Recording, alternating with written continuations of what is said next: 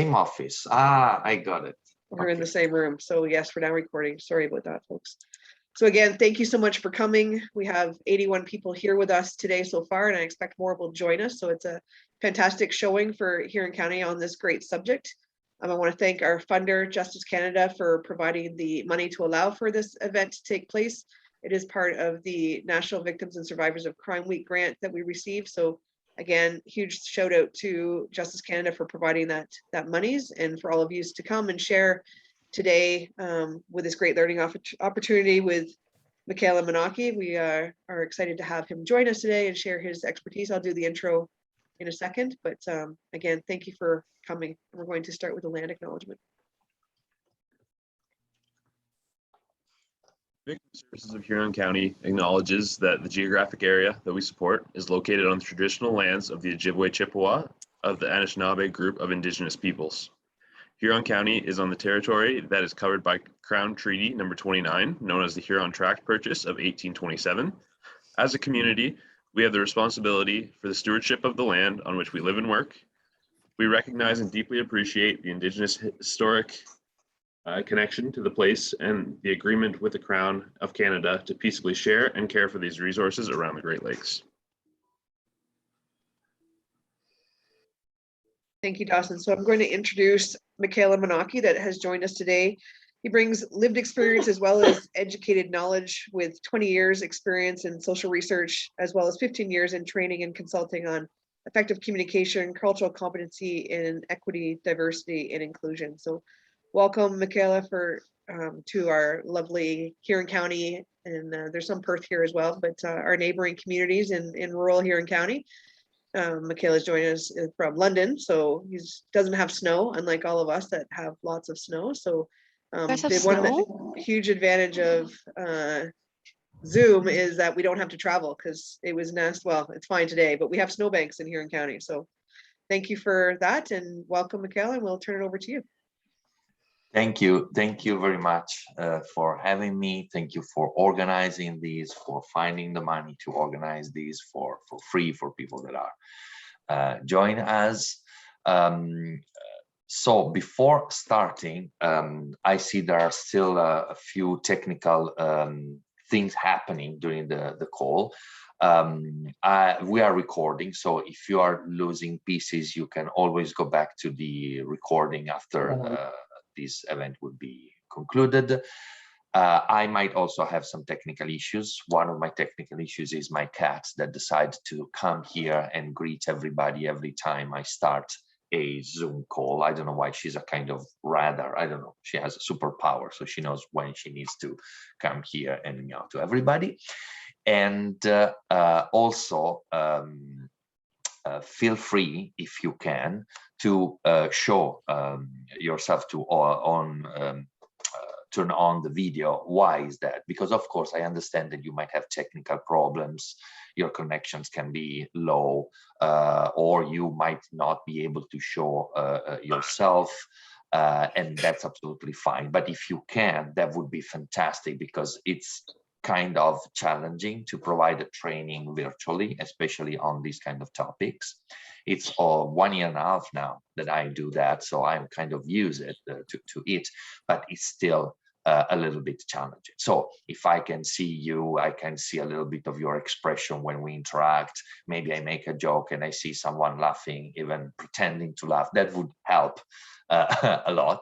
Otherwise, I would just talk with a bunch of black screen and names, and that would be difficult to do for a couple of hours.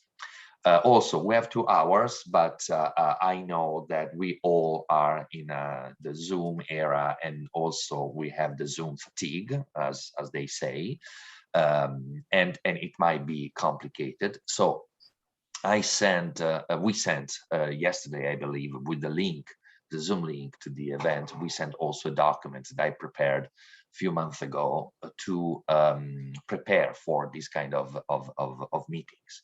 And the general idea of that document is that basically I know I come from a meeting, and after that I will have another meeting in afternoon. So I know that we might be back to back to back to back. But I also know that you choose to be here today a couple of hours with us. And again, thank you for that. So maybe you have the opportunity to dedicate these couple of hours to you, to yourself, to think about this topic, to reflect on what we are going to talk about, and see if you can grab something home and use something of the thing that I will share. So if you can focus on these and try to turn the notification off and try to not answer emails, that would be fantastic. Not for me, I mean, again, it's recorded, you can come back, but for you, for your experience. Sometimes we follow a conference and then we also have a exchange on Teams, and then we are also answering a couple of emails at the same moment in 3 different screens. That's not the best way to work, and I understand that sometimes we have to do so. So if you can show yourself, and thank you, I already saw people opening their cameras, and enjoy these 2 hours together. Hopefully they will be enjoyable. Okay, now let me start with what we're going to do today. So today we're going to work on a series of topics. The idea is to have 2 hours that generally will help us in starting a conversation about cultural or intercultural competency or readiness or relationships or skills. You can use the labels that you like. We will also talk about inclusion. We will talk about power and privileges. We will touch upon biases, and we will talk also about microaggression, what it is, how it works, and what we can do to combat it. Now, of course, especially the second part of the meeting that will be more about suggestions, what you can do at the individual and organizational level, is limited by the fact that we are in this situation, okay? But that was intended because this is an introductory event. And this is a topic that is so large that if you want to go deeper, it's endless. You can go deeper as you wish, okay? So if you want to talk more about the topic that I'm going to touch during these 2 hours together, if you want to reach out to me directly, I will also share my contact. I'm very happy to talk to people, to help as I can, to refer you to colleagues if what you are asking is not something that I can do, but I know people that can support you. And feel free to share any questions that you have using the chat. I see the notifications. So, and Dawson is always looking for them. So if I don't see something, Dawson, please stop me and tell me, Michele, there is a question for you. You are also very welcome to open your mic and share or ask questions directly. That is fantastic. Just remember that we are recording. So if you are not comfortable in doing that, you can use the chat, or you send me an email if you want a private conversation. So just to say that I am really willing to help and to share as much as I can in order to work together on this topic. Okay, so good so far? Good. Now, let's use 1 minute to do the first icebreaker that I thought for you. Sometimes happens that we join meetings and we are not so sure about what we are going to do or why we joined that meeting. So now take 1 minute. I will look for the time. Take 1 minute for yourself. If you can write down these things and ask yourself why you are here. It could be you already know that you are here because your boss otherwise will fire you. So perfect, that's okay. Or maybe you are here because there is something that you want to discuss that you already have as a question or example, or maybe you're here because you're more curious. Whatever it is, it's okay. I will not ask you to share, but this is a private moment that is important for you to try to commit to this moment and try to, so even before I start talking about all this topic, what is something that you can say to yourself about why you are here today? 1 minute.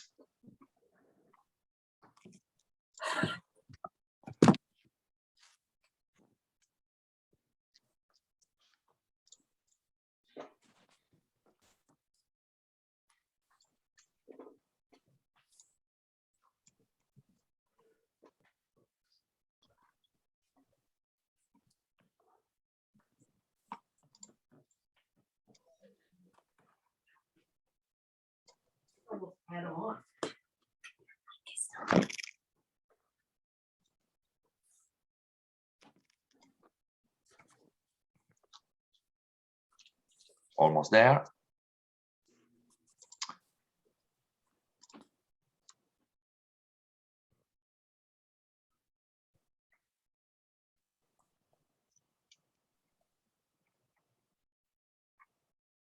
Okay, perfect. So thank you.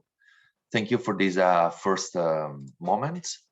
Now, the idea is that maybe we will use that when I will ask at the end if you have any questions. Maybe you can see if during the training, during the workshop, I will answer, I would provide some support to that, why you are here. And if I don't, then you are absolutely welcome to ask, okay, to tell me, oh, Michele, actually, I was here because of this and that. Can you say something about that? Or can we discuss that? So thank you for that. Now, since it's important to share and to make these events interacting as much as possible, we will go through three breakout sessions. Now, I guess you are familiar with the breakout sessions. The breakout session works in this way. From Dozan, we will do that from our system. We will subdivide you in groups of 5 people each. This subdivision will become randomly. Okay, so we are not picking, we are not selecting who will work on who. We don't know. The system will just do automatically. Okay, you will have 5 people per room. It might be possible that not all the 5 people assigned to the room will join, because sometimes people have technical problem in joining the rooms on Zoom, or sometimes people cannot because maybe they are on their phone or they are momentarily in another room, but we still see their names. So don't worry if you don't see 5 people there. You just start talking and working. You will have 5 minutes to go through this activity that I believe you've seen on your screen. Doesn't you see my slides? Okay, so the idea is that you have 5 minutes, so you need to be quick. Okay, you will just introduce yourself. You will say something about you, where you work if you want, and then you have to find people that do or don't do these kind of things. Okay, you have to find someone that cooks an entire turkey at least once a year, and go on, and then you go through these 8. These 8 things will be shared on the chat in each group, but I also just clicked here and shared in the chat. So please, if you can, copy and paste these 8 questions or 8 statements that I just put in the chat. Go in the chat, click in the chat button, and you can select the text and then say Control C, and then open a Word document and say Control V, and they will appear there. Control C for copy, Control V for paste. It's not Control P. I don't know why. I'm not a window guy, but it's Control V to paste. Okay. So the idea is just an icebreaker. 5 minutes. Go as quick as possible. Don't worry about the right question. There's not right question. Just go and share thoughts. Okay, everybody? Perfect. So Dozon, thank you. Assign people to rooms. If you, for some reason, are in this room after the assignment because something happened, you will work with me on that. Okay? Go for it.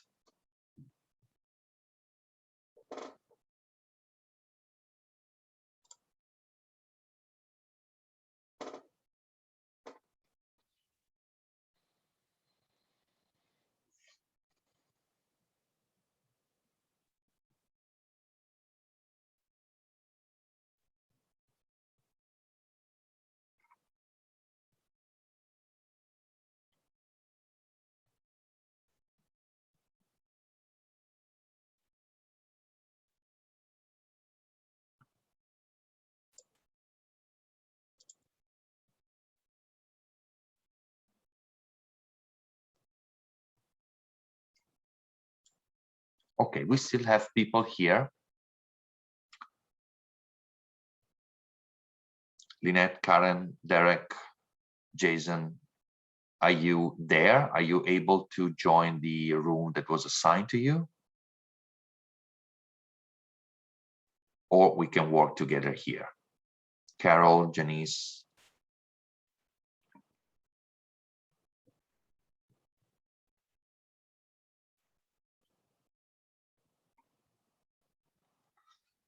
Okay, so if anyone is still here with us and wants to work with us, just open your mic and we can chat. Otherwise, we assume that you are not there. Actually, we see your name, but you are not physically there. Okay.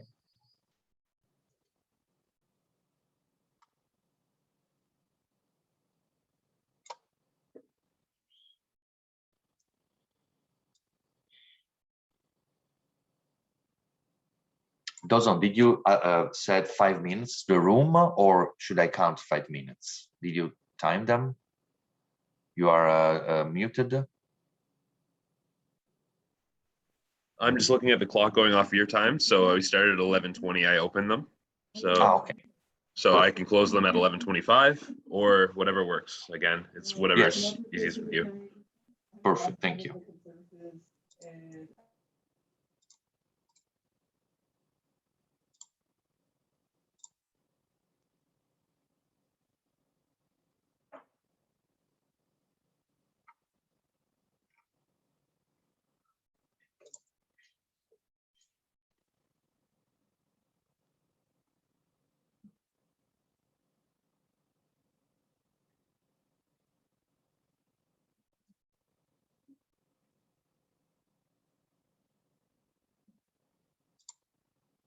When you said that the 5 minutes stop,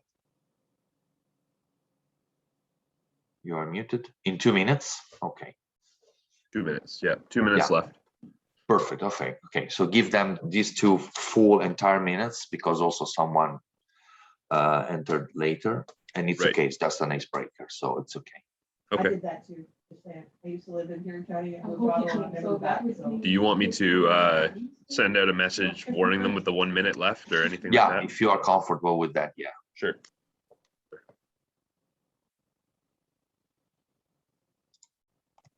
Thank you.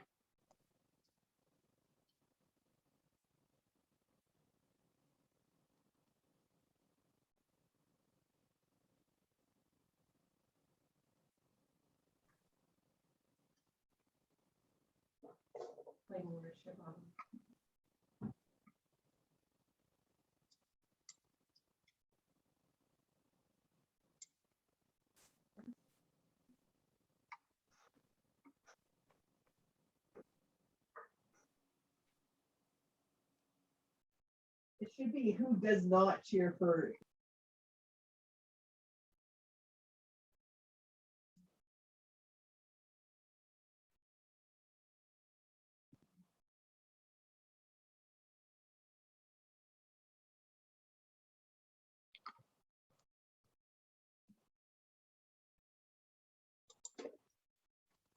You got some All right, I'm movers. gonna start to close things down We're here. not really good at Yeah. this list, are you? Thank you. None of us are. Everybody celebrates Christmas. No, we have one that didn't. Yeah.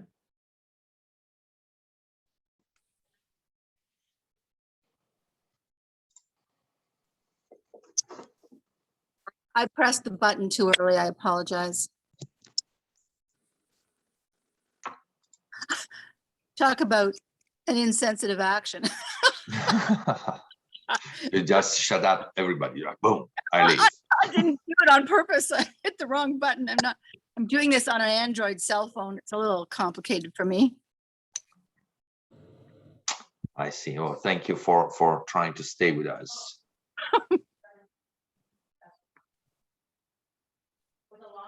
Dawson, can you just give me a signal when everybody's back?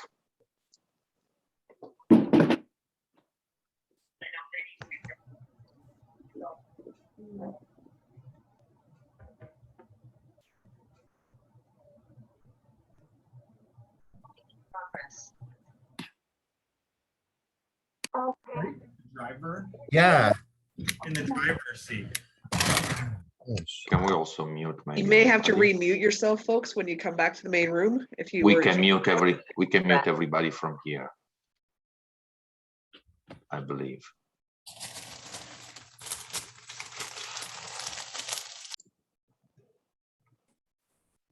Okay, perfect. All good, all back. Well, thank you very much for participating. I hope you enjoyed a little bit the activity. The idea was to try to start talking about culture in an unusual way. Because when we talk about culture, we don't think about small things. When we talk about culture, and you see my slides right here. We can't actually, Michele, it's all black. Yeah. Oh, no, you Yeah, can't. it was perfect. So when we talk about culture, we expect to see something that is a representation of that culture. Okay, a flag. It could be. I use a lot of examples about Italy because I'm from Italy. I arrived more than 8 years ago now in Canada. So I use a lot of examples from my experience as an immigrant. Okay, we want to see people singing a specific song or anthem. We want to dig into sports stuff and lacrosse here, hockey here. We also want to maybe talk about cuisine and recipes and the very popular and recipe about spaghetti and meatball that everybody believes is an Italian recipe, which is not. I never ate spaghetti and meatball in my life. I will never do. I know that some people in Italy eat spaghetti and meatball, but is a regional, very local recipe and is not an Italian dish. Okay, it's not something that you can find to the restaurant, or you find, if you travel to Italy, you find to those restaurants that are for tourists. So those restaurants in Italy that create a menu that is just for people that don't know anything about Italy and they want to eat as they wish in their mind. Okay, so the idea is that why I'm talking about these kind of things, because the point here is that when we talk about culture, there is a double problem, okay, a double issue here. On the one side, talking about culture is very usual and easy when you use the capital C. So the Italian culture, the Canadian culture, the Chinese culture, okay? And then you start listing a series of things that can be from your specific experience, can be from things that you read, can be from things that you discovered on the internet, or talking with people that you know are from Italy, okay? But the dangers of having stereotypical ideas on a specific culture are many. Okay, so spaghetti and meatball is one of those. Another stereotypical idea about Italy is that we are loud or louder than Canadian when we communicate, or we use a lot our hands, what I am doing right now. Probably, yes, of course, every stereotypical idea is based on some kind of real experience that you can refer to, but is also stereotypical. So you are painting an entire population with just one brush, and you understand that you feel that this is not something that is good. Okay. Now let me give you an example about this use of a stereotypical idea, and let me share you how radicated they are, how rooted they are in our daily activities. When I arrived to London, Ontario, where I still live, after 2 or 3 weeks, we arrived in the summer. There was the summer festival here in downtown in a park with a lot of booths and activities and everything. So we were going around and talking to people, and then we were speaking Italian. Okay, we were just arrived, so among us we were speaking Italian, my wife, my daughter. Then at one booth, a guy that then I discover is from a resettlement agency stopped us and say, "Oh, what language are you speaking, or where are you from?" Some kind of question, and we said, "From Italy." And he said, welcome. And then we start talking. I said the story, we just arrived. So welcome to London. I will put you in contact with the Italian community. Does anybody see anything wrong here? You want to open a comment briefly? It's okay, it's not okay. Any problem? Welcome. I will put you in contact with the Italian community. Do you do similar things as if you are working in a agencies that provide services for immigrants? Anyone? Come on, I have a candy for you. I will send a candy. He doesn't have to. He assumes that you want to meet others in your community. That's right, Patrick, or Murphy. What's the name, Patrick? Yes. Yes. Thank you, Patrick, for that. Exactly. Other thoughts? He assumes there's one community. Thank you, Catherine. One Italian community. Exactly. One entity labeled Italian community. Thank you. Other things? Right. So those are things that are that happens. Okay. So the problem with that approach is that you are just saying to me, this is how I heard it, not the intentions of that person, but how I received that message was, welcome to Canada, go to your cage. It wasn't the intent, but that was how I received that. Okay, then I learned, I understood. Now, that person told me that because, and then I worked in that resettlement agency. So, and we are friends. But why he said that? Because daily, he receives that kind of request from people from other countries. He receives the request, please find me an apartment in this street, in this area.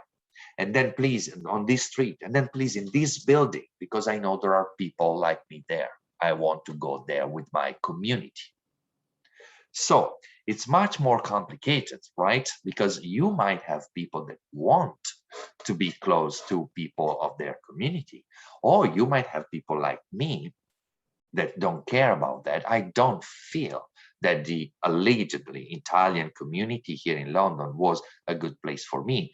Indeed, there is not an Italian community. There's a bunch of super old people that don't speak Italian standard language. They speak their dialect, because in Italy we have a lot of different dialects and we don't understand one another when we speak the dialects. Okay, so we need to use the Italian standard language. That was a relatively recent creation. Okay. So I felt in that way, but I also need to understand that that came from a place of daily use to receive those kind of questions. Okay, so when we talk about culture, we need to understand that it is much more complex than just a flag or a hockey team or a recipe. There is much more, and it's very, very complicated. Think about yourself. I would say, let's say that you are Canadian and you are Canadian for generation. Then I would say, you are Canadian, so what about hockey? And maybe you answer during the breakout session, maybe you answer, I don't cheer for any hockey. Or Christmas, we're approaching Christmas now. Dollarama remembers us the day after Halloween, and immediately they put out the Christmas decorations. Okay, so they remembered that this Christmas. Now, are we going around and asking people, what do you do for Christmas? Or are we going around and asking people, do you celebrate Christmas? Do you see the difference between these two questions? The first question takes for granted that you celebrate Christmas as me, because this is normal. This is what we do here. And doesn't matter who you are, where you are from, you celebrate Christmas, because of course everybody loves Christmas. Of course everybody celebrates Christmas. Or we say, okay, there might be the possibility that this family, this person doesn't celebrate Christmas. And not because of their color of the skin or because of their religion, if we know their religions, because maybe we are serving them, but just because they might not celebrate Christmas, or they might not want to celebrate Christmas the way in which we celebrate them.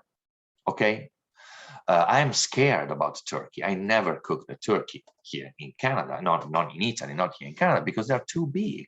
I'm really scared. I don't know where to start. Okay, I don't want to stay cooking a turkey for 6 hours, 7 hours. Okay, I do something else for Christmas, right?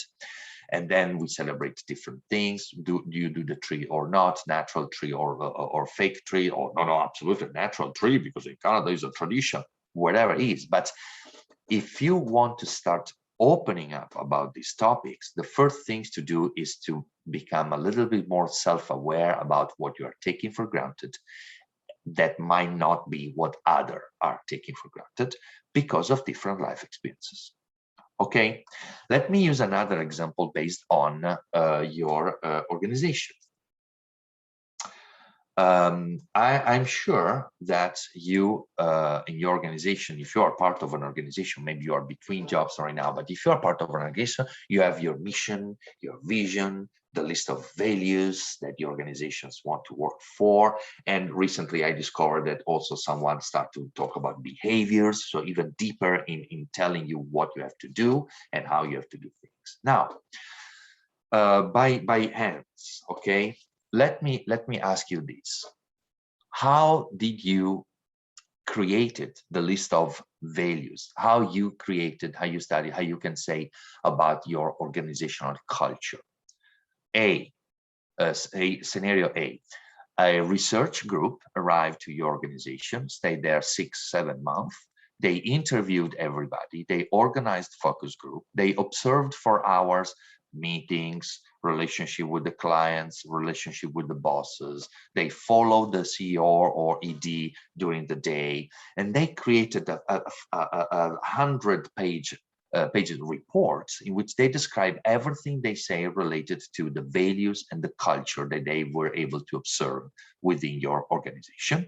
And then you summarize that in a statement. How many organizations of yours did in this way? Yeah. How we do usually these kind of things? If you are lucky, your organization paid a consultant, an external expert that came in, and in 3 hours organized a series of activities in which they asked, okay, at the individual level, think about your 7 values. Then share your 7 values with someone else, and you have to summarize your 14 values in 7. And then again, until the organization have their own 7 values. Okay, where they say everybody contributed to identify these as our 7 values.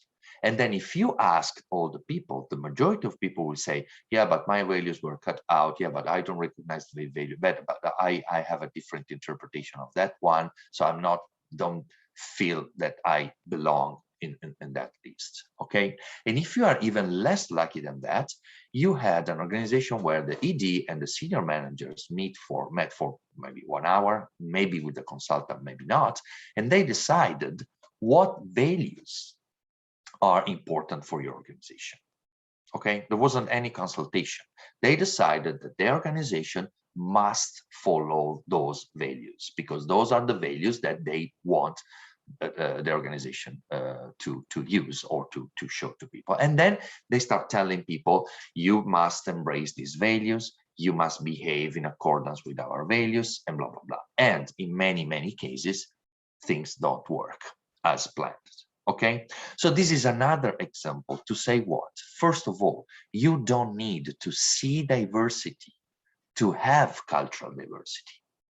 If you did the activity, the breakout session, you discovered many things about people that apparently are very similar to you.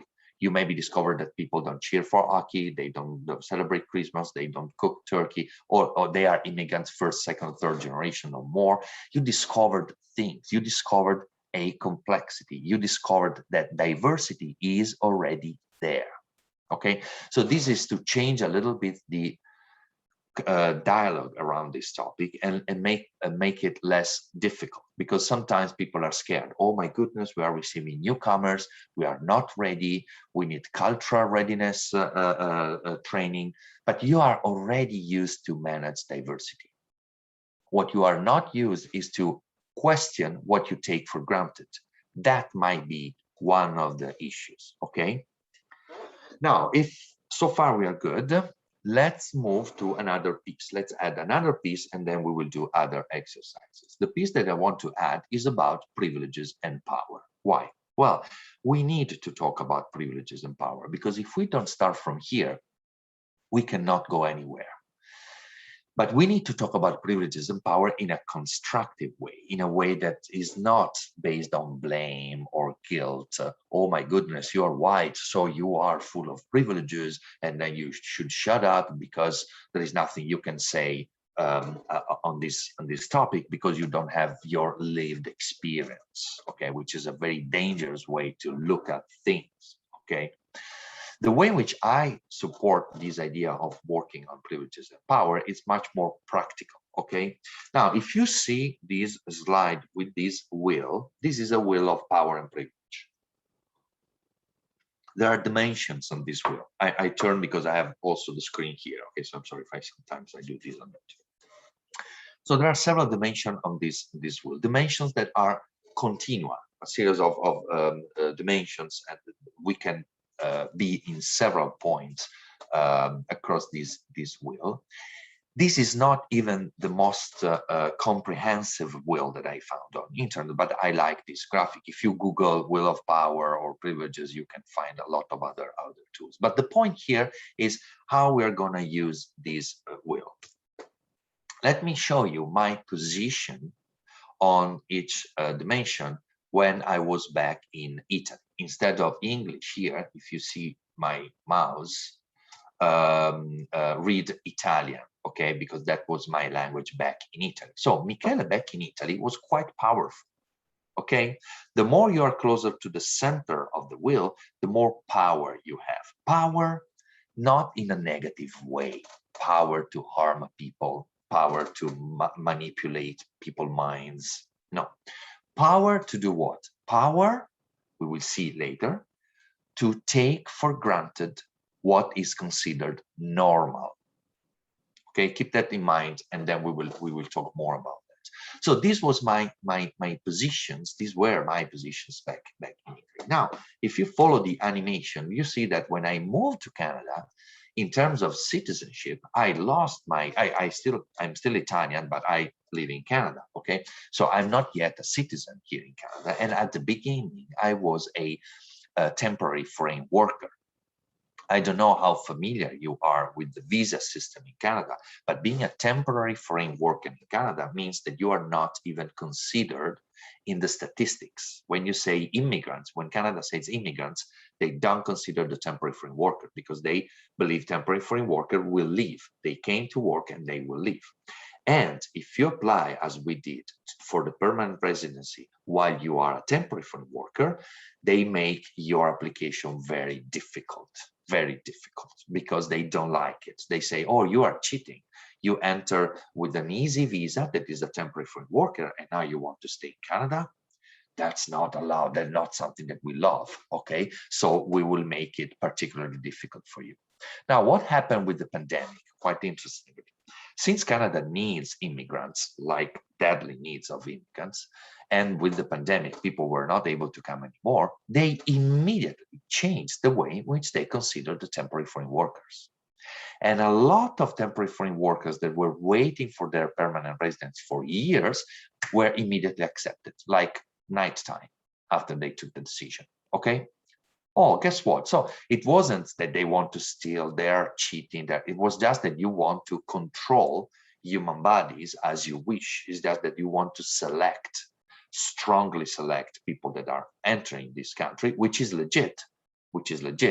But the rhetoric was, oh, temporary foreign worker needs to go back. Okay, so I'm not talking about the legitimacy to select and screen who is coming to this country. Of course, I'm talking about the fact that a label can change lives of people and is just a label, okay? And you can make people's lives very, very difficult or not, just changing a label or changing the definition of that label, okay?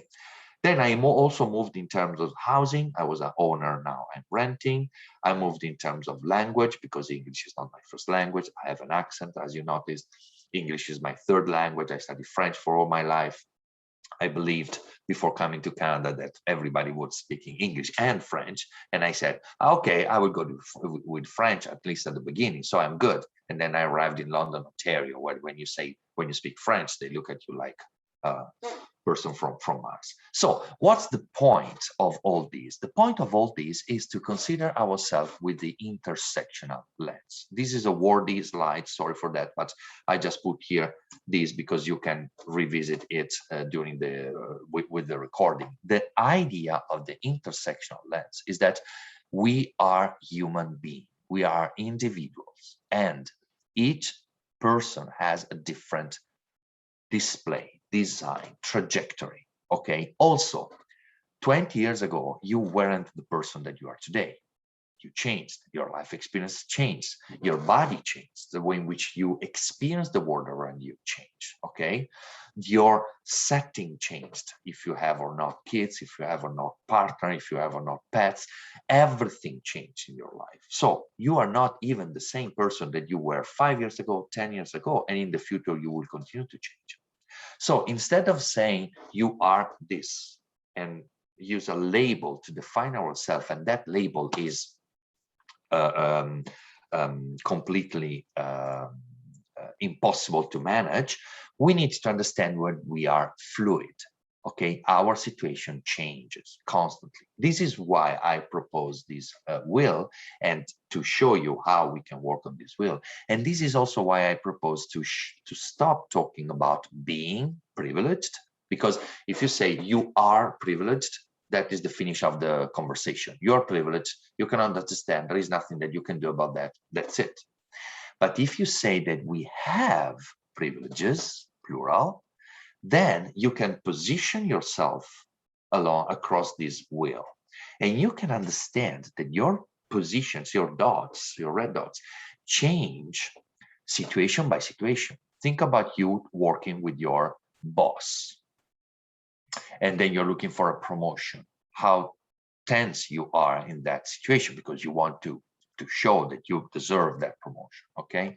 Or maybe you are working with a person that reports directly to you, an employee, and you are the manager, okay? So think about how difficult it might be for that person working with you, or important or not, but your power changes in this situation. And then think about yourself with friends, think about yourself at home. Every time you change the context, every time you change the scenario, every time you change who you are talking with and what's the goal of that conversation, your power will change a little bit, and sometimes a lot, okay? So with this in mind, I'm asking you a question. You can answer on the chat if you want, or you can open the mic and participate. That is fantastic. My question is, what is the biggest privilege that we have when we interact with newcomers? And with newcomers, I mean newcomers, like people like me, but the same thing works also if you think about new employee in your organization, okay? You work in, I don't know, Goderich, and it's 10 years that you are in your organization, you receive a new employee from Vancouver, from London, from Sudbury, okay? Is the rookie, is just arriving in your organization. It works well the same. So think about this. What is the biggest? Yes, Michele Carter. I would say the privilege is the knowledge of the landscape. So knowledge of your organization, knowledge of the area you live in. For those of us who work in Huron County, for anyone who is new to the area, we know the nuances of each little community and resources that are available. Thank you, Michele. Thank you very much. Good point. Others? I see in the chat someone say history. Nancy say history. The history, yes, of probably the organization, but also maybe the country. Pam said feelings and belonging. Okay, like feelings of belonging, yes. Ariel, established connection and resources. Yes, who is talking? Kathy, sorry. Because as a matter of fact, that person has already run the gamut of getting into the organization. They have been accepted. Their status is employee, and so even if they're the most uninformed employee in the world, they're legit. And and you're either not or newly legit. So. That's right. Thank you for the observation. Yes. Other thoughts on this? So what other powers or privileges you might be at the stage when you encounter these kind of people? I would say like familiarity with the communication style or language as well. Not necessarily just speaking the language, but knowing kind of how it's used in either the corporation or the new country, different sayings or slang that people use quite a lot as well. Yeah, in the chat jargon as well, for sure. Jargon is a big one. We will talk about that. Network of friends and support. Yeah, establish connections and resources area. Yes, yes. Yeah, definitely. Thank you. So that's exactly the idea that I wanted to share with you, that is summarized by this slide.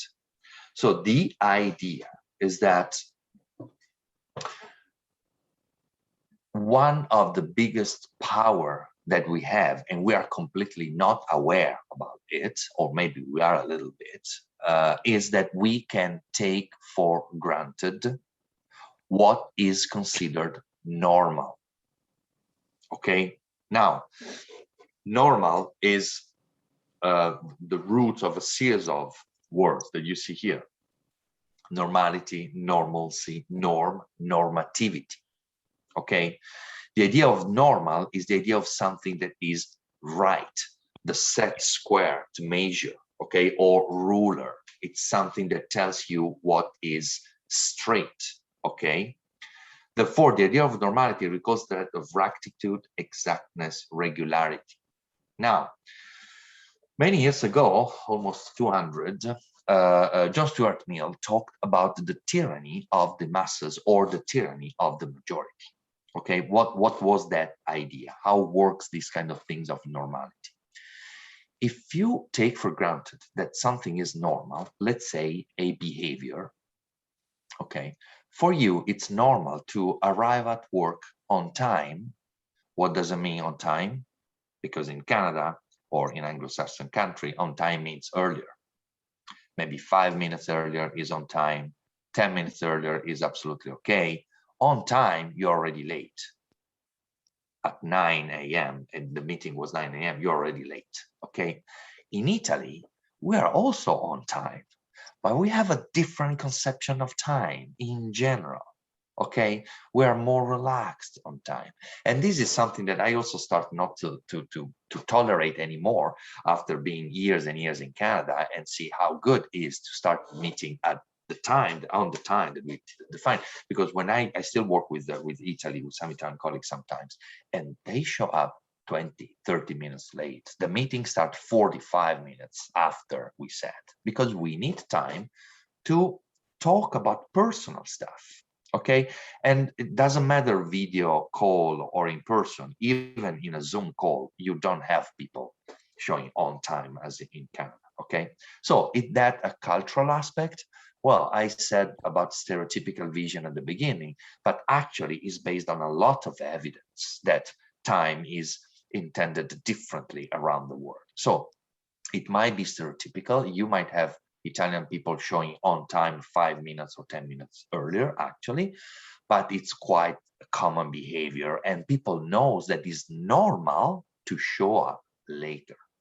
Okay, now when you have that kind of normality in your mind, and you know what time you have to go, you know that it's okay bringing a Tim Horton cup, you know that it's okay talking about weather, sports, not politics, not religion. It's okay to touch upon some topic, not other. And then it's okay to go to your office. You have the unspoken organizational culture, okay, where you know that you have 30 minutes alone in your office after you arrive, so you can connect dots, and then you go to the manager. I mean, whatever is your normality is yours, and you judge what is normal and what is considered a normal reaction to that normal behavior. But if you don't know the environment, the culture, the language is not your first language, the jargon, as you said, the network, the people that have the roles, who is in charge, who is not in charge. If you are new to the system, and the system means also how a grocery works, how the education system works, how the health system works, so is everything new, then you understand that it's quite challenging and it takes time to adapt. I'm not saying that you don't need to do that. Of course you have to do that, but it takes time. Okay, so what is the tyranny? There's a big word, the tyranny of the majority. Because if you take something for granted and you never discuss that, you don't become aware of that, you don't challenge what is normal to you, and you continue that, you automatically, unconsciously, you reproduce that kind of situation. So what is normal become the norm and become a normativity behavior. Okay, so you reproduce the system as it is unconsciously by participating in the system, and this create again what is normal. For a person that thinks differently, it might be very, very complicated to create a breach there and to start talking differently or to start bring something that is different. Now, I am not judging here. I'm not saying that you are wrong because you do this. I'm just describing how works the system. So to go back to the power, the will of power that you have, this is a rhetoric question. Who you believe has the power, the most power to change things? The person that is dealing with everything new, is dealing with the first language that is not their first, is dealing with putting the kids at school, dealing with the health system, is dealing with everything new. Are they the power? Do have they the power and the responsibility to change things? Or the power is in the hands of those that with the smile arrive at the workplace with the Tim Horton cap, knowing exactly how the day will work? Now, I'm exaggerating here a little bit, but just to make a point, okay? So, of course, when I say talk about power, you might say, I don't have any power. I'm not the manager. I don't decide. I am just paying my bills. So don't tell me that I have power. But actually, if you reorganize the idea of having power in this way, the power to know what is normal and what people are taking for granted, then you immediately understand that you also have a potential responsibility tied to this power, that is explaining people how life works here, not patronizing, but being clear, being transparent, explain better, avoiding jargon. And we will see this in the second part of the meeting. Okay, now, for instance, what is normal? Now, it's normal for us to drink some water. So do you have water when you drink with me? Do you have water? Do you have tea, coffee? Perfect. Wait a second. Did you boil that water this morning before drinking it? You didn't boil? You just go and tap and you serve yourself or your water cooler and you got some water, fresh, safe, clean, ready to go. Well, that's very cool. You are lucky because, you know, still 32 communities around Canada don't have access to safe water. 32 communities, and they started these 7 years ago, almost, and they still have 32 communities that needs that. I'm not talking about the temporary problems with the water that might happen in towns across the lakes. I'm talking about systemically, you need to boil because you cannot, it's not safe to use that water. So your day, think about managing a day when you know that you have to boil the water to cook, drink, and everything. Otherwise, you have to use bottled water that usually in many communities cost even more because of the transportation. Okay, now there is no sense because Canada is the country with the largest reservoir of fresh water available on Earth. So from my perspective, it doesn't make any sense, but this is the situation. Okay, or maybe you can drink safe water, yes, but what about if you need to go to the restroom or bathroom after that?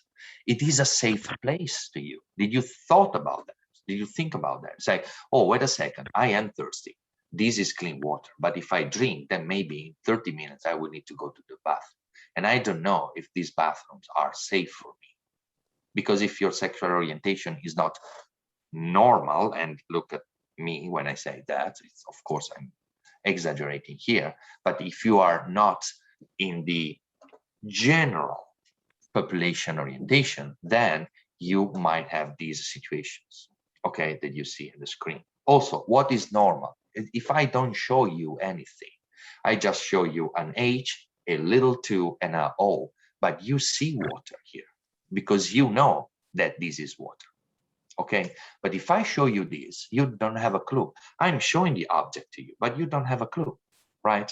Then when I say you that this is one of the most ancient form of toothbrush, then you say, oh, wait a second, okay, I can imagine how to use this as a toothbrush, okay? Because you have knowledge, right?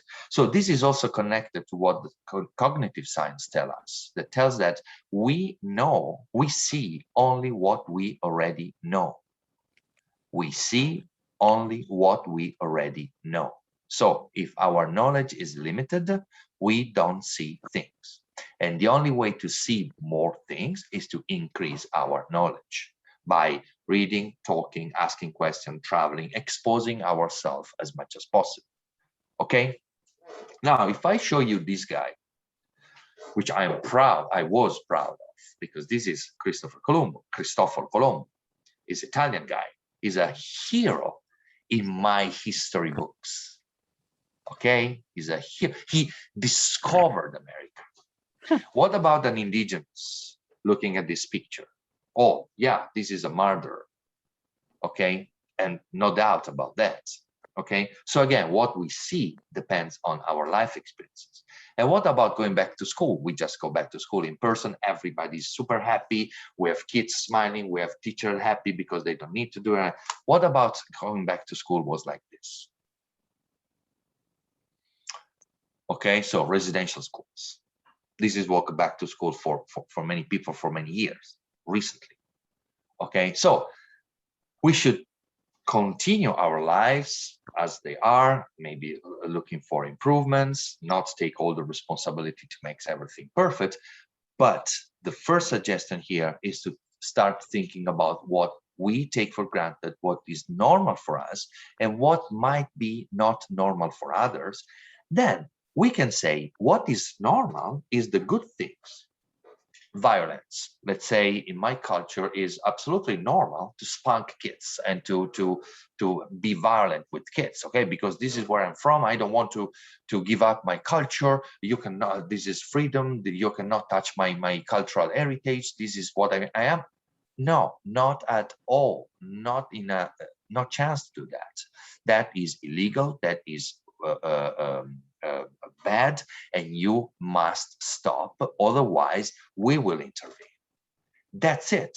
So there are some things that you might say are culturally related, or you might say are related to the experience that they come from, but these are not tolerable. Then we intervene on them. Absolutely. But if there are something that can be made more transparent for people that arrive and can be communicated differently and make object of a dialogue, and maybe we can inform each other and grow together and creating something that is new for both, well, that sounds promising, right? Okay, do you have questions about this part? Anyone? Chat, let me look at the chat. Okay, Nancy, thank you for the refer to Raf Nader, I don't know actually, I'm sorry. Okay, trust is important, absolutely. Yeah, okay, so now we will have another breakout sessions, okay? Again, if you need to take your time, if you need to go around, if you need to move a little bit, feel free to do that. But we're going to have those on, we are not going to have a new breakout sessions. Let me see, you will still have 5 people in the session, but probably 10 minutes. Let me confirm with my own plan. And yes, so you will have 10 minutes now because you need to talk a little bit more here. Still 5 people, hopefully they will show up. 5, if you are less, even better, because you have more time. This is the suggestion. This is the suggested topic that I want you to discuss. Discuss what something that is normal within your organization. If you are not part of an organization, share your thoughts with the other people. You can talk about what's normal in your community or your volunteering group, okay? Think about why that's normal, why it's considered normal, who defined it, and who embraces it as normal, as natural, okay? And think about who is left out from this alleged normality, okay? So use this kind of thing, use the thing that we shared, and go with the 10 minutes breakout sessions. Again, if you have any problem, we will be here to assist, okay? Okay, Dozon, go ahead. Thank you very much for this.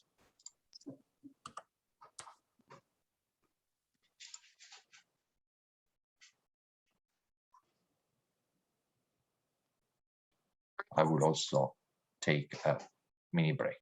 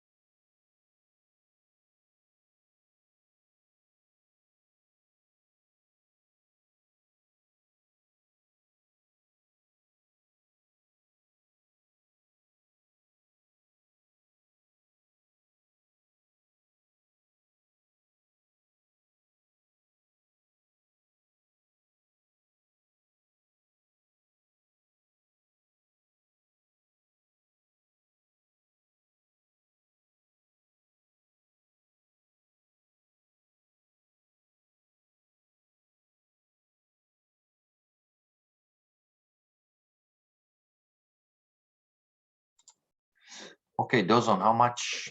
I didn't look at the time. We have about 3 minutes left. Okay, so you can do the same that you did before, like 1 Yep. minute for. Thank you.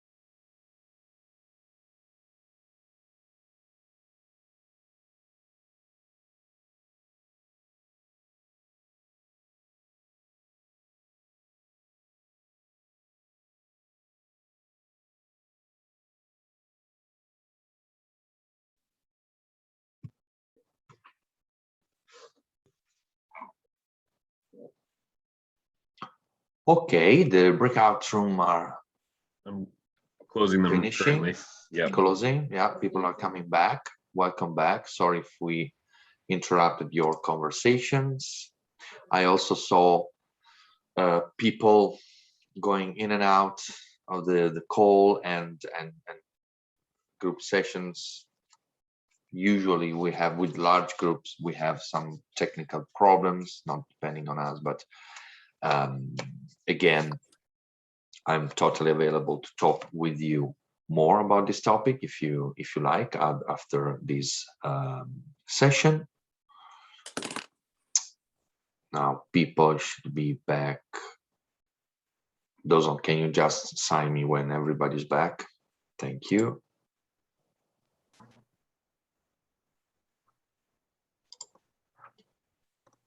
Just remember to mute yourself when you're back.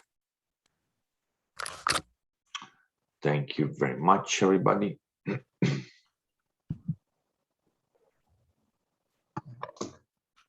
Good. Okay. Thank you, Dozon. Thank you. Thank you. Okay. So I hope you enjoyed the activity and you had the opportunity to work with others and to talk about what might be took for granted, what might be normal within an organization. And again, of course, this was just a short exercise, short time, but you know, this is an activity that if you want, you can bring back to your organization, and maybe you can start with the group of people that you are used to work with before extending to other people within the organization. And this is a great strategy, a great tool to realize sometimes we are into processes and we don't realize that they can be changed. But actually with this activity, you can start analyzing those things and start to understand what you are taking for granted, and especially who is left out of that conversation, who is left out of what you consider a normal things to do or a normal reaction. And then you can ask yourself things. You can ask things like, I want to work on myself or on my organization to change things, or I need to support that person in changing their behaviors, because that might be also the case. I here for you, just in this slide, summarize the main ramifications of thinking in that way, okay? Of course, if you start talking about and challenging what is normal to you, then you grow self-awareness. Okay, that is always a good thing to have about what you prefer, what you don't prefer, what you do, how you do things. Also, communication and transparency. Why? Because if you start opening up about that, you want to understand what people think about that, and you want to make yourself more transparent, more intelligible, more able to express what are your interpretations of what you are doing. Sometimes people say, yeah, we both believe in honesty, or we both believe in hard working. Yeah, but what does it mean? Which is your interpretation of that value or the things that we're doing? And then the discussion about the interpretation is very fruitful, okay? Active listening, and we will see in a second what that means, because the more you want to challenge something, some idea, some took for granted, the more you have to listen, okay? Flexibility. Do we want to change? And transformation. Do we want to change things here? How or not? Okay. And then evaluation. It's something that I suggest you to consider every time.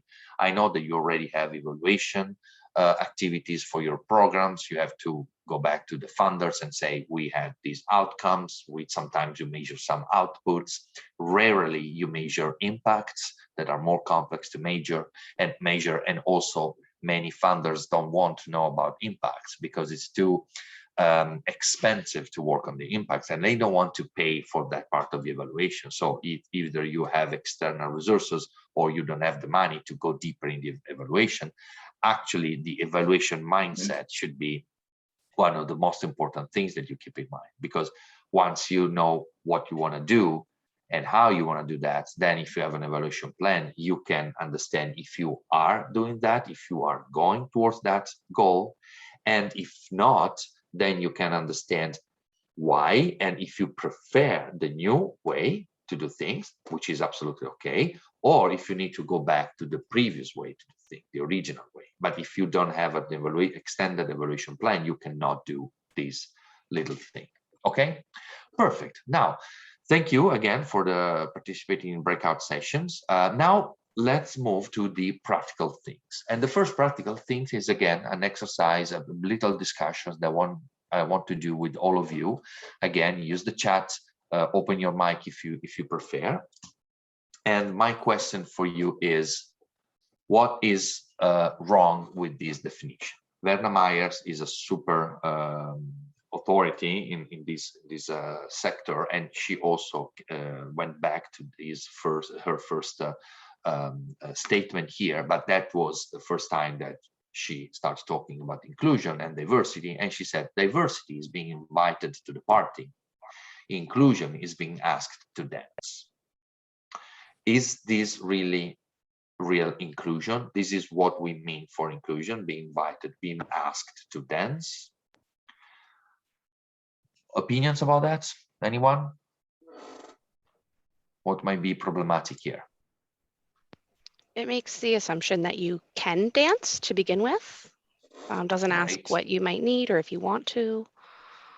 Great. Ableism, willingness, great. Yes. Other things? I feel like it also kind of implies a power dynamic, right? If you have one person that is in a position to ask another to join, then that already kind of creates a divide, and that power dynamic. Thank you, Ariel. Yes, absolutely. You were not able to join by yourself. You needed to wait for an invitation. Okay, thank you. Other things?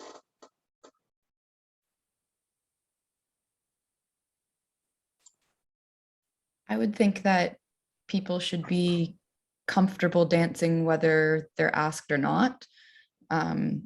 So I would think that being included on the invitation to the party would be enough so that being asked to dance wouldn't even need to happen. They should be comfortable in that environment. Great point. Be comfortable. Other thoughts? Also wonder about who's in the position to be doing the inviting. Good point. Yes, power relationship. Who makes the invitation? In which language the invitations are written, for instance? On which paper? Assumes that people maybe want to be at the party in the first place. I mean, there's an assumption in this statement. Great. Let's see in chat. Who planned the party? Pam. Yeah, exactly. Maybe inclusion would be being the person who asks others dance. Ruth. Who's holding the party? Yeah. And then what kinds of dance? Who decided? What type of music? Exactly. Who decided, right? Thank you. Thank you. Exactly. So everything you said, and of course, even more, if we continue to think about that, that's exactly the idea. So the idea is that it's a delicate topic because it's very easy to immediately, if you go back to the power will that we used at the beginning, it's possible to immediately go there and say, okay, but wait a second, what are the power dynamics that are playing here? Okay, what's going on here? And even when you have representation like this is a vignette, a representation that I also use often, okay? But this is still not what we want, because of course it's great that we work on the infrastructure, we work on the system, okay? But still here we are saying, we are taking for granted that everybody has a bicycle, we are taking for granted that everybody can ride a bicycle, we are taking for granted that everybody wants to go to the other side. Maybe they want to go back, maybe they want to go down, maybe they want to go in another direction. Of course, we cannot ask a vignette to solve all the problems, but we can comment on it, okay? So the definition of inclusion that I propose and I use, it's much more extended because we need more word to define something that is much more complex than that, okay? And this is the definition that I propose. So inclusion is an active, intentional, and continuous process. So first of all, let's stop thinking that we can achieve inclusion once and for all, and once inclusion is achieved, we are done and we can move to the next thing. No, inclusion is constantly on, is a constant process that you are constantly engaged in, even if you want to turn off, even if you want to disconnect momentarily. That is one of your privileges, one of the power that you are using. You can turn your head and look somewhere else. So it's a constant process. This is not a good thing to say, because people say, so I cannot rest. No, you cannot rest. Inclusion is always on, okay? And you know what? The fact that you can rest is already something that you should think about, because someone else is not resting, okay? And again, not moralistic judgment here, but just description and a little bit of self-awareness about that. To do what? Remember to mute yourself, please, or Dawson, just mute everybody. Thank you. So,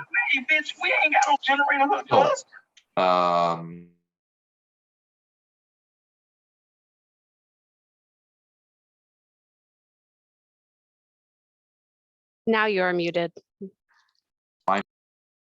Of course, those are you muted me too. Sorry for that. So, to build a respectful and heterogeneous community, ensure welcoming, safe, and brave space. And I will leave with a poem about brave space, not my poem, but not someone else. And then opportunities to flourish, of course. But basically, what's the goal here? The goal is to work on the systemic and proactive identification and removal of barriers. This is what pragmatically inclusion means, okay? If you want to be inclusive, you don't need to put a picture of Black and Indigenous, and maybe the pride flag on your website. That's important. That's definitely important. But if you do that only, that's tokenism. That's not inclusion. That's just you want to show that you are cool or your organization is inclusive. And then if we ask our frontline worker, or if we look at your C-level, or we look at your management level, there are just white people, very similar. Okay, so, and then also among them, you might don't consider mental health, so invisible characteristics, right, that differentiate us. Okay, so the systemic and proactive identification and removal of barriers. This is my humble suggestion, which will bring us to foster a sense of belonging. Someone told about that, and then being anti-oppressive, use an anti-oppressive lens. Okay, now using an anti-oppressive lens doesn't mean that currently you are oppressing people intentionally, you are a bad person and you are harshing people. It's not like that.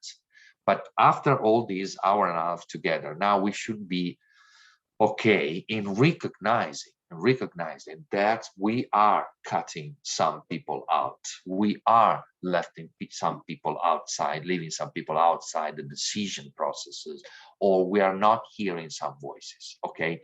That means that we want to identify and remove the barriers, okay? Now let's continue. So this is the first thing. So use a different definition of inclusion. Another thing, another series of things that you can do is, for instance, change your focus, okay, and your vocabulary. What does it mean that? Equity, diversity, and inclusion, it's something that a lot of people are thinking about. Some organizations are already into this for years. Some organizations are completely new to this. The general idea is that my suggestion, and it's not only mine, but from review, from research, from the constant dialogue that I have with my colleagues across the country doing this job, is to try to talk instead about social justice, intersectionality and positionality, as I did with you, and sense of belonging, as someone suggested, and I also did just 1 minute ago. Why? Because inclusion might be a great statement, but if you work for the sense of belonging, where sense of belonging doesn't mean that they fit into what you believe they should fit into, but you listen to them, and you have employees or clients that when enter your organization feel welcomed, feel that they are safe, feel that they can be okay there, feel that they can express themselves. That's important, okay? That will change. Now, I give you an example, because sometimes this depends on little things that we don't notice at all, okay? I served a family service center, and there was this employee struggling, especially with the family. They weren't newcomers, they were Canadian for generations, okay? Struggling with this family was struggling with addiction issues, they had kids, and they were meeting weekly. Every meeting was very, very, very tough, very difficult. They were not collaborating, not committed at all. Then suddenly one day they changed completely. They start opening up, they start talking, they start collaborating. And since then, the situation improved drastically. So at the end of that meeting, she asked, what happened? What I did differently? Because I want to know, because maybe I want to do this with other clients. And they said, oh, you changed the furniture. So that person didn't change the furniture. It was the organization that was renewing, okay? Was something that was completely out of control of that person, but they changed the furniture. They changed the chairs, much more comfortable. They put some leaved plants. They put a nice desk, some pictures in the wall, a different color of the walls. And that changed completely the relationship.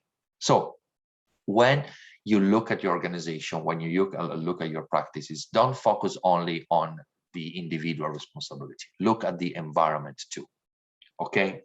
So that was just an example to tell you that we can work everywhere. We can work on any kind of aspect. Then some other suggestions. Again, I understand that these suggestions are just statements that I do here. This was intended because, of course, in a situation like this, I don't have the time to go deeper in training or coaching each of you in changing your behaviors. It's not even the intent. Okay, maybe you don't want to change your behavior. That wasn't the goal of these 2 hours together. But I want to list to you these things. I want to share with you these kind of things that, by the way, we touched upon already during this time together, because these are the suggestions that I give you. You can work on if you want to go more towards an inclusive environment where your colleagues, your clients, your employees feel more, let's say, involved and serve and committed. So we talk about already jargon, slang, and idiomatic expressions, right? In English, you say that you can kill two birds with one stone, because you are a very aggressive society. In Italy, we say that we can feed 2 birds with 1 seed. Okay, the meaning is the same. The meaning is the same. But also you say that something is expensive and costs an arm and a leg. And we say that costs an eye of your head.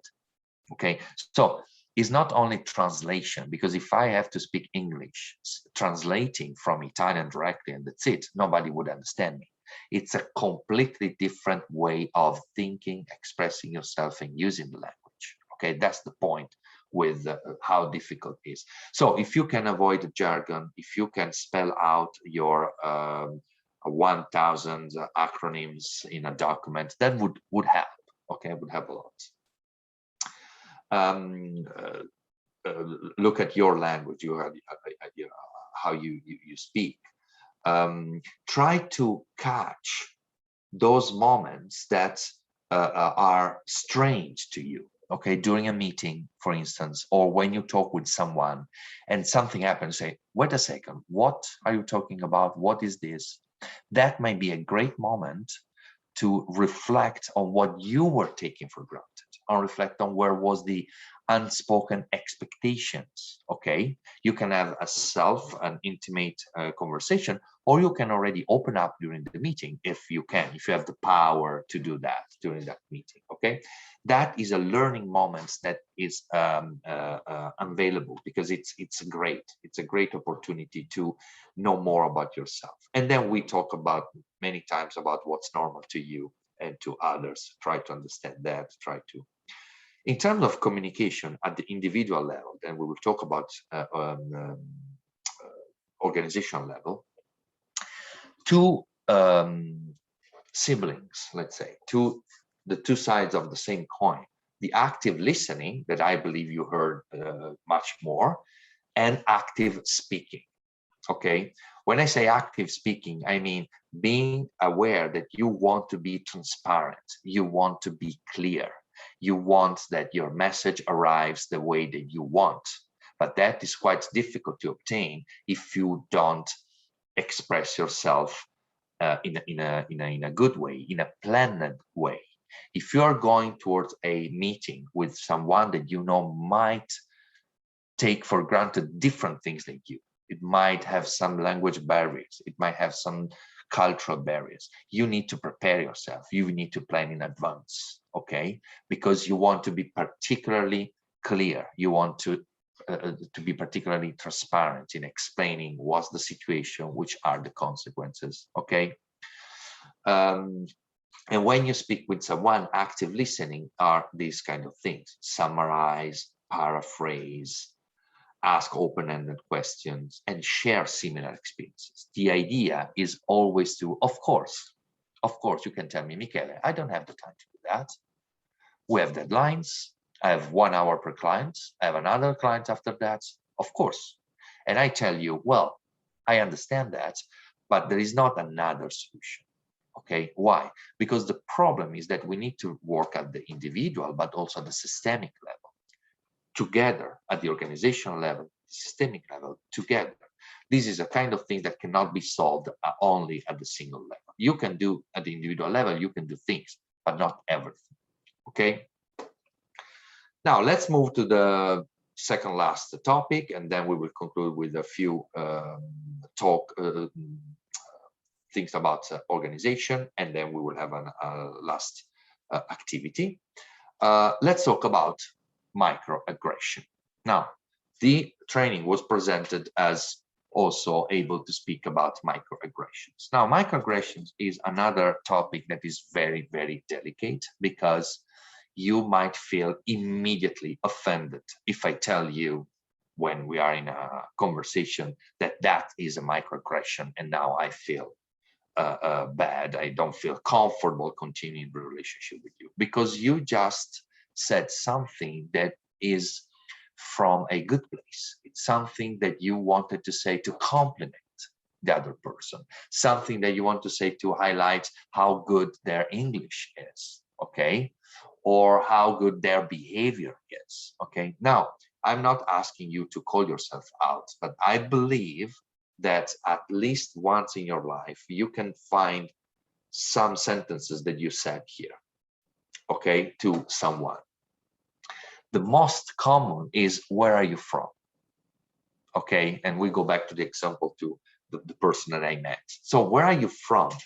Why is listed as a potential microaggression? Let me tell you something about that, because it's clear, it's absolutely clear that in the majority of cases, sometimes you meet people that are intended to hurt you, but in the majority of the cases, this is a sentence from people that are open, welcoming.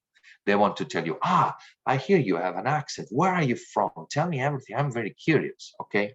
But I told you how I interpreted, oh, welcome to London. I will put you in contact with the Italian community. My interpretation was, welcome to London, go to your cage, which wasn't the intent. Here is the same.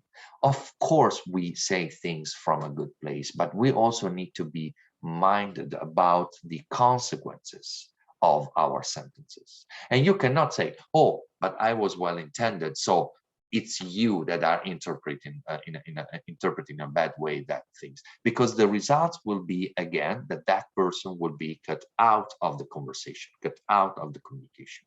And we don't want that, because that person doesn't have the power to change that question.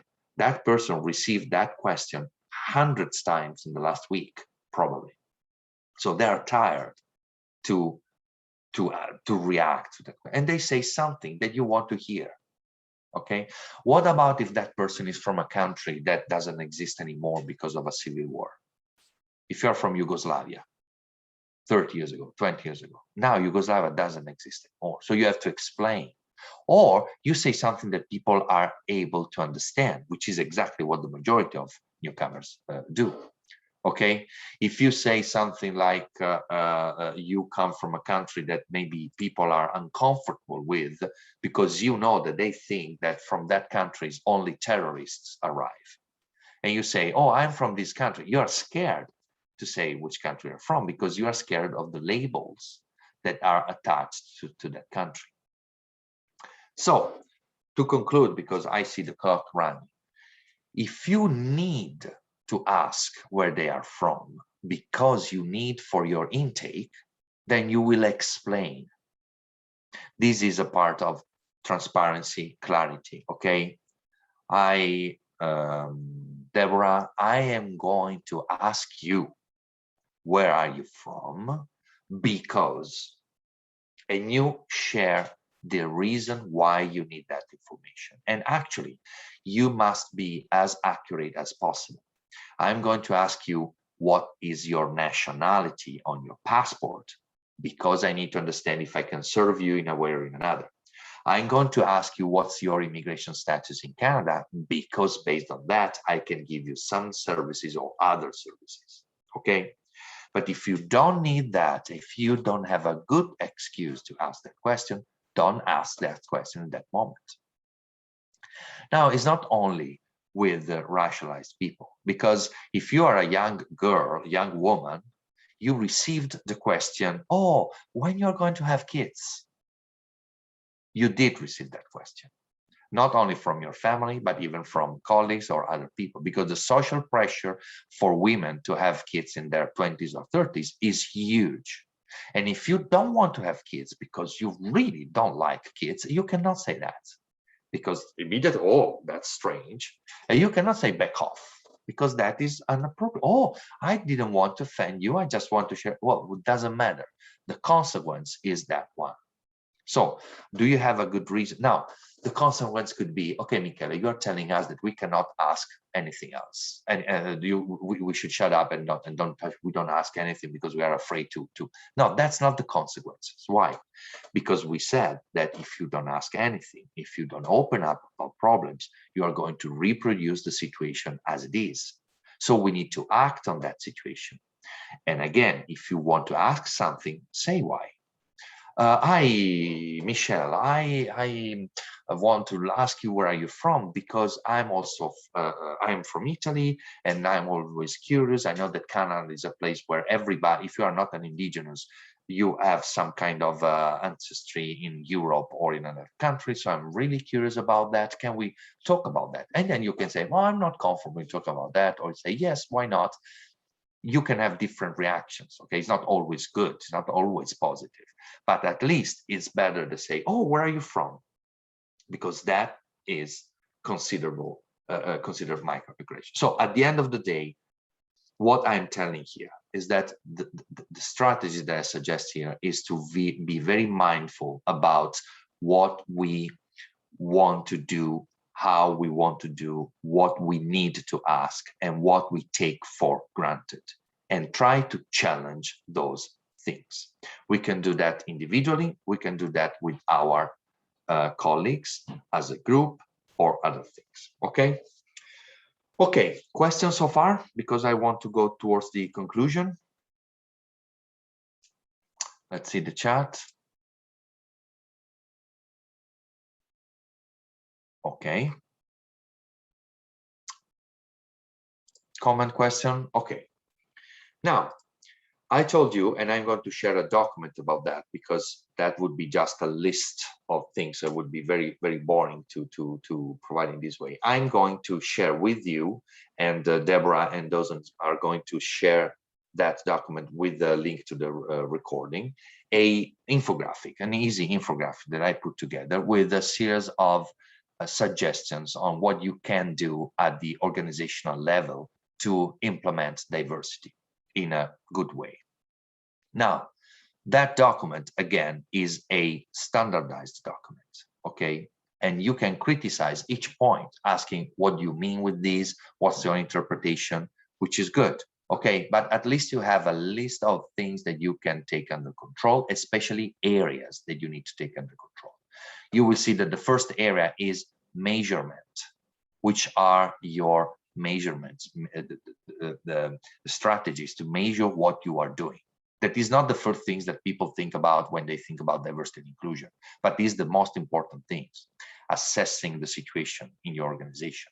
Try to understand what is your organization, what is the situation there. And also try to understand the complexity. Now, this is a slide that I prepared for school board. For me, it was school board, but if you change here, you can say clients, you can say colleagues, you can say colleagues instead of teachers, clients instead of students. The idea is the same. The idea is that when you consider yourself and your situation, it's not only you. You are embedded in a series of situations, and those situations are part of the complexity that I'm talking about. And this is also why when I say that in inclusion, I say something that cannot be done by yourself alone. That is not a good way to interpret that. You need support. You need the system to change. You need the organization to do things. And it's definitely a long-term process. It's not something that can happen overnight. Why? Because let's say that you are super polished, you are perfect now, your language is perfect, you don't offend anybody, you are great, stellar, perfect. What about the people working with you, right? Because you say, our organization believes in these values, and then one of your employees in their social media, they publish a picture about something that is against your values. Oh, that's a problem, okay? So how can I manage that kind of complexity? It's much more complicated than manage yourself. But that is not even sufficient. What about your suppliers? How many times we say, oh, you are saying this, but actually you are buying product or you are receiving money from these funders that is actually implicated in the weapon trafficking in Southeast Asia. Okay, so it's much more complicated than how it looks, and even this is not. So be mind about this complexity. The last thing that I want to do with you is final breakout sessions. It will be fast, just 5 minutes, just to wrap up a little bit, but I want you to give this opportunity and also the opportunity to network to people in this call, because you can exchange email address, you can find someone that is struggling with the same things you want to share, this kind of thing. So we will have a 5 minutes, very fast breakout session with 5 people in. And in this session, you are going to think, not write, think about an action plan. The idea is list 1 or 2 things that you can take home from this workshop, ideas, suggestions, or whatever, that you would like to start working on tomorrow or this afternoon already with your team, okay? Something that you want to bring back and say, okay, that was something that caught my attention. I want to work more on this at the individual level and or at the organizational level. Okay, share something about that. That might be the first thing that you start working tomorrow on. Okay, okay, Dozon, please give us 5 minutes breakout sessions and then we will conclude.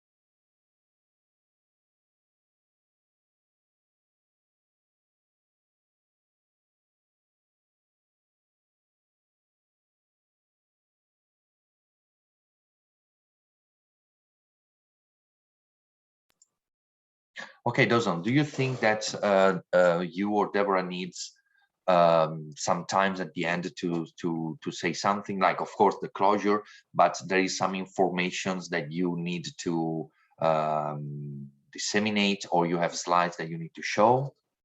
No, I think at the end it'll be we'll come on, we'll thank you, and that'll be perfect. About it. But I think that should be okay. So I will we will keep this in 5 minutes. Then at the end we will I will say thank you. I will summarize, and then I will share this poem about be brave, and it is very easy to read. I would read it, and then I will close with my contact information. Okay. Perfect.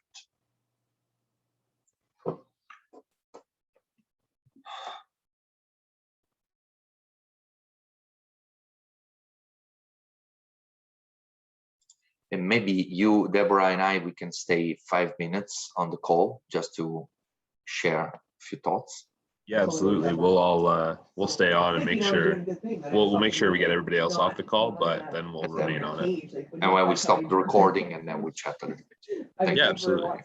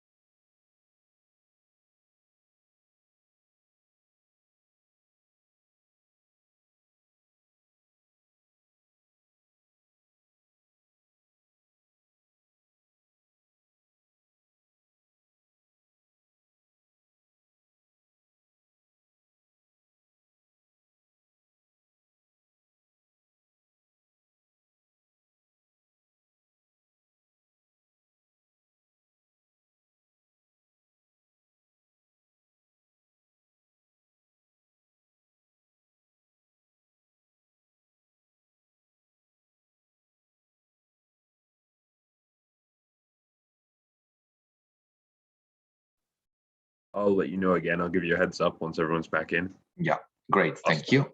Awesome.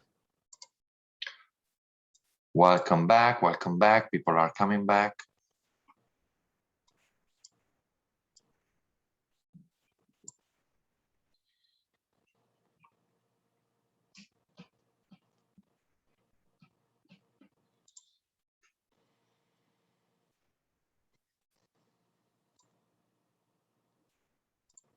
Okay.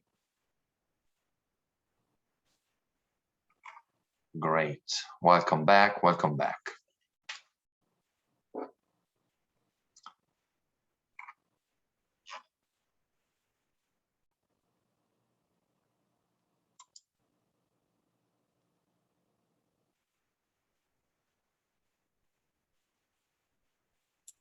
Okay, perfect. Thank you, Dawson. Thank you very much. Thank you, everybody. I hope you enjoyed the activity, and I hope you were able to write down 1, 2, or 3 points that you would like to work on. Questions about everything we discussed?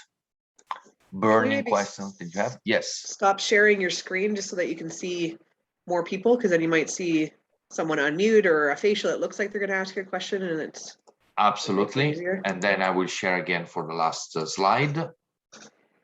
I guess I stopped sharing, right? Yeah. Yes, you did. Yeah. Perfect. So any questions, any things that I can answer now, and I would also share my contact in the slides, and I'm always available. It's not necessarily a question, it was more of a comment, and it came up in the last, like, this is meant as an introductory discussion point on this subject. It's to start the juices flowing in our little hamster in our brain to start thinking about how we could do things differently or visualize things differently. So let's not stop that conversation, right? We have this starting point, and we have a great representation on the call today, and then the video is going to go out to, there's more than 150 people registered to attend this. So there's definitely an interest in the topic and a desire to do being more aware and do our jobs better. So I do appreciate everybody that attended and started this conversation, but let's know it's a starting point. Like, let's not end it. I just wanted to make that comment. Yeah, thank you, Deborah, for that. Yes. Other questions? Some comments? Let's see the chat. I saw a question on the chat, probably.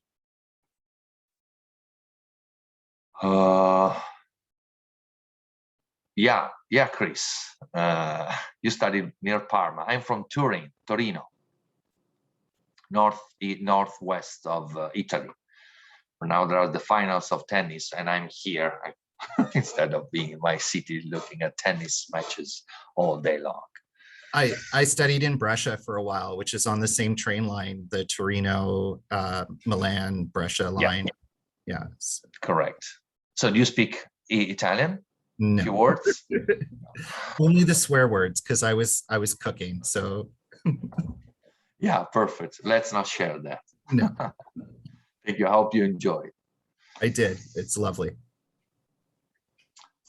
Okay, Miranda, thank you. Question Norm, yes. Okay. I do have a question. Yes.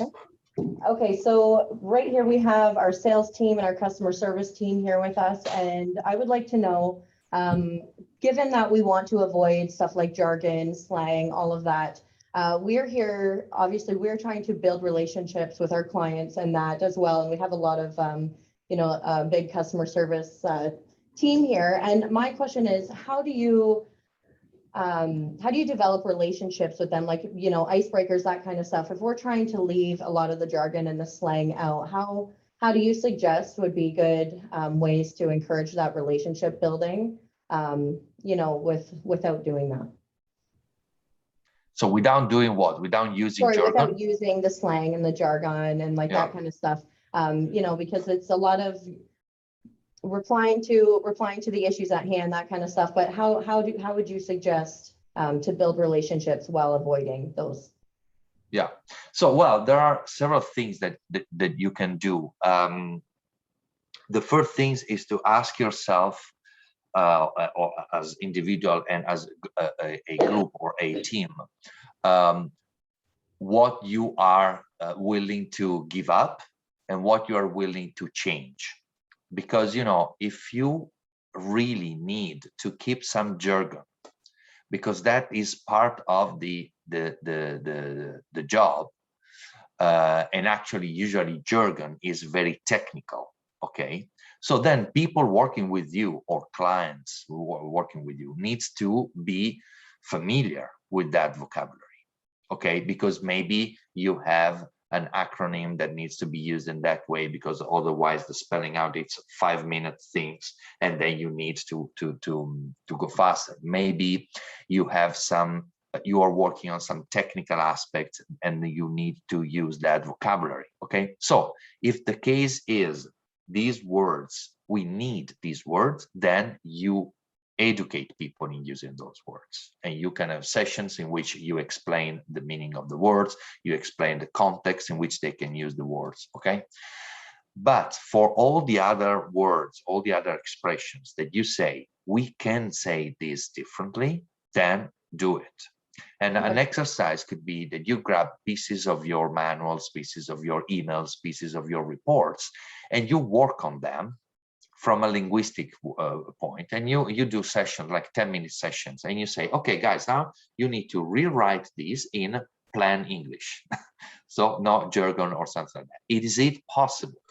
And if it's not possible, why? And then you have what you can change and what needs to be explained. That is the first thing that comes to my mind. It helps? Yep, definitely. No, thank you. Okay, thank you. Others? Yeah, always more time, of course. Time is always a problem. Okay, so let me finish. Thank you by thank you all to be with us today. Before giving Deborah the word, I just want to share with you a last poem. I promised that.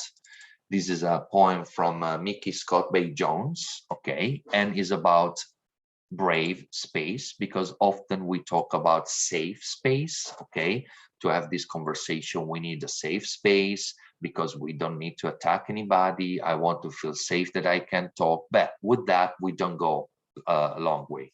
We need a brave space. We need a space in which we can express our mind, knowing that maybe someone will be offended, knowing that maybe someone will be a little bit uncomfortable, but still everybody willing to talk and challenge what we are trying to change. Because if we don't challenge for real, and if we want just to be passive aggressive, we want just not to offend anybody, we don't go anywhere, and we just reproduce the process as it is. So Mickey tells us that together we will create a brave space, because there is no such a thing as a safe space. We exist in the real world. We all carry scars. We will have all caused wounds. In this space, we seek to turn down the volume of the outside world. We amplify voices that fight to be heard elsewhere. We call each other to more truth and love. We have the right to start somewhere and continue to grow. We have the responsibility to examine what we think we know. We will not be perfect. This space will not be perfect. It will not always be what we wish it to be, but it will be our brave space together. And we will work on it side by side. Thank you. Deb, to you. Very powerful, powerful ending. Thank you so much, Michele, for coming out today and joining us and sharing your expertise and your wisdom on the subject with all of us. And thank you for all of you that were able to come and spend the 2 hours on this subject matter. And again, thank you to our funder as well, of course, for paying for this opportunity to come. Like Michele had said, his information is now on the screen. So if anybody wants to have further conversations, or if we want to do a bigger community event and bring Michele back, we can certainly look into doing that in the future. I hope that you would be willing to come back, Michele, and then we could have this conversation further and go more into depth. So again, thank you everybody for joining, and thank you for spending the time with us. Take care of yourselves. Stay safe on the roads with the snow. Thank you. Bye-bye. Bye. Who did?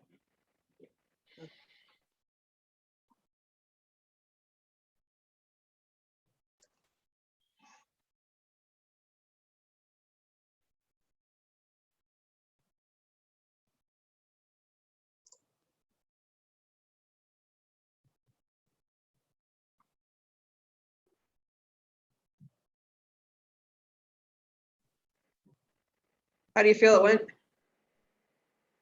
Sorry, Karen's another staff with us, so that's why she's still on. Hi, Karen. Okay, so how was? Did you stop the recording? No, stop the recording. Where is it? Who is recording? Doesn't? I am, but I'm finding it. It's Got it. in the left I got it. top.